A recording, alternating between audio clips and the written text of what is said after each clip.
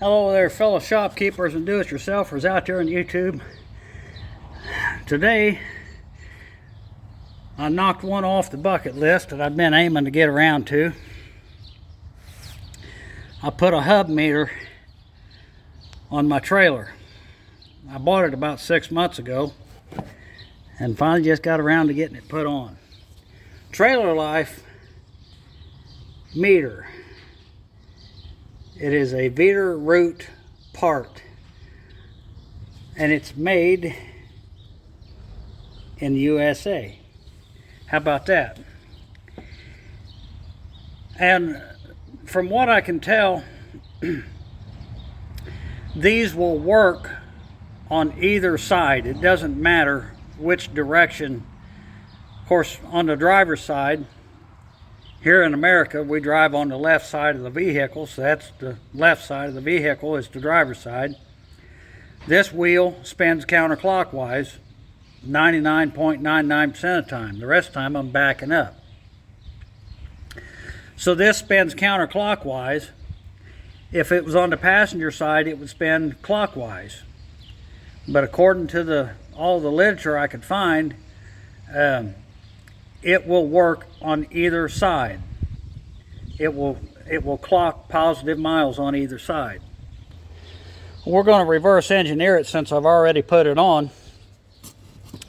But so what you're going to want to do, this is the hubcap that I took off of the trailer. I'd gotten another hubcap so I could put the assembly together, and I wouldn't have to take it apart twice or have to put it back together so I could go on a run. I made the other one and let it set until it was cured. But you want to take it off, take your screwdriver and pop your center cap off.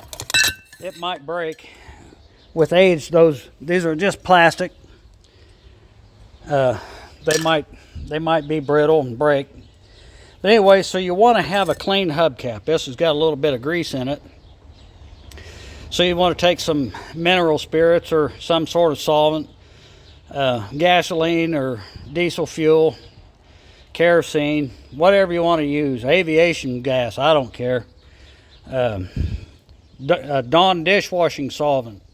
Well, it'll take a while with this because it's a bit greasy. But anyway, get this good and clean. And what I did is took some automotive RTV rubber silicone gasket maker adhesive, silicone Negro, and cleaned this up. I cleaned mine up real good. Of course, it was brand new, but I didn't want any oil or anything on it because you want it to stick to this metal. And I took that tube of sealer and I put a bead all the way around this lip. So that lip is rolled in. And I wanted it to be to where it was about 1/16 of an inch higher than that lip. But I didn't put it right up against it. And then I took that meter. We'll pretend that this is the meter. And I set it down in there as close as I could to dead center. How about that? We got some light. And then I went through and just gently pushed that down to where it was solid against that lip. Made sure it was center because you want it to be as close to center as you could possibly get it, because this spins and something that's off center becomes a counterweight, and you don't want that. You want it to be as center as you can possibly get it. Well, I let it set for, I don't know, a day and a half, and it was good, and it didn't take that long, but that's just when I got back to it. And then rather than use an $8 tube of sealer, that silicone black RTV silicone Negro, what they call it, I use this kitchen and bath adhesive caulk. And then I went around and put a good bead all the way around it and brought it to where it was just above or taller than that meter was. I took this and I was kind of pounding it, getting that caulking to settle down around that meter and to fill any voids. And then I made a plastic like a trowel and worked around and smoothed it to where it had just a thin coat right over the top outer edges of that meter, like where it was coming around just to the inside of it on would be the back side of the meter. That would be the side that you see that you read. This is on the inside of the hub, just where it was coming around the inside right there. So I know it would hold and grab onto that meter and hold it. And then I let it set a couple of days out there in the sun and cured up that adhesive real good. And then I made sure to go through here. You can see a little bit of that black RTV spooge through there. I went through there and was wiping most of that off because I didn't want it showing. But anyway, now I can keep a better track of what kind of miles I'm putting on my trailer and service the wheel bearings and brakes regularly by mileage. And then I know what kind of mileage I'm getting on my tires. These are what are these? There they are, 255 85 16s. That's a big fat tire, but I got these at an RV surplus store. I only give $125 for the tire and the wheel mounted. I bought 5 of them. That one up there is a matched wheel. I put these new fenders on here, heavy duty fenders, so you could drive over them.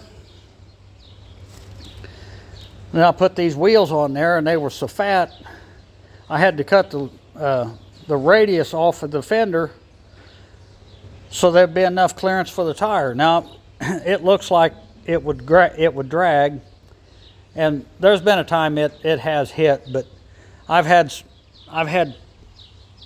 12,500 pounds on this trailer, and them tires did not rub the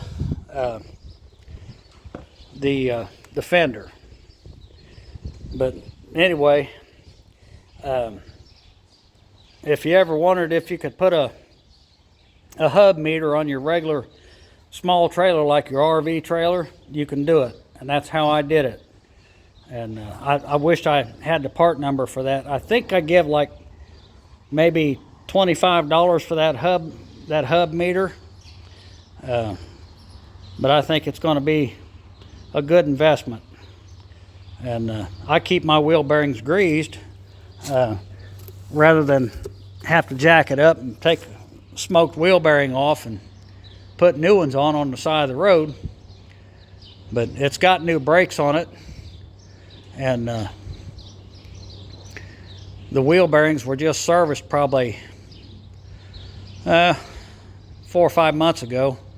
So this trailer's ready to go, ready to hit the road. Got the new deck boards on there, 2x12s on the outer two, and a 2x10 there. And I'll get 3 more 2x10s to put on there, and that'll all be new, and then we'll replace these. I guess I have to take and cut a notch out here, cut that weld and pull this piece out so I can pull one of the boards out and just do one of them sliding tile games. I'll get rid of that cheap 2x6 that's rotten there. Put all new boards in there, but we'll put all 2x10s in there except for 2 of them. We'll put a 2x12 right out here and a 2x12 over there, and that will eliminate the need for that. Anyway, you guys have a good day. Thanks for watching. Share, like, and subscribe.